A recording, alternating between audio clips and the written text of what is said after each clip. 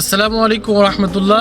প্রিয় ভাইরা, আজকে আমরা শিরকের একটি রূপ নিয়ে আলোচনা করার চেষ্টা করব।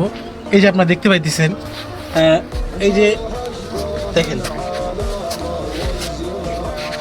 এগুলি হলো আগেকার যুগে বিভিন্ন প্রাণীর মূর্তি বা আকার তৈরি করে তাহলে এরকম সাজায় রাখতো বা ডেকোরেশনের জন্য বা বিভিন্ন ক্ষেত্রে তারা এই কাজগুলি ব্যবহার করতো।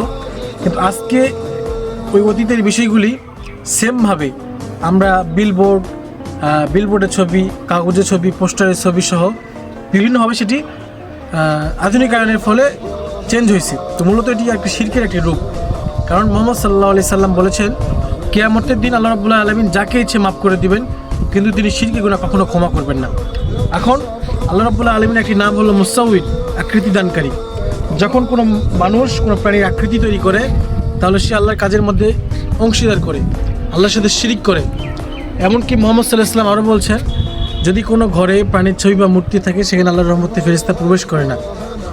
এমনকি জিবরাইল আলাইহিস সালাম মুহাম্মদ সাল্লাল্লাহু আলাইহি ওয়াসাল্লামের ঘরে প্রবেশ করতে পারে নাই, কারণ মুহাম্মদ সাল্লাল্লাহু আলাইহি ওয়াসাল্লামের ঘরে একটা ছবি ছিল। এই জন্য আমরা সকলেই যেন এই শিরক এবং শিরকের রূপগুলি থেকে আমরা নিজেরা বেরিয়ে আসতে পারি, আর যাতে করে আমরা দুনিয়া এবং আখিরাতে সফলকাম হতে পারি ইনশাআল্লাহ।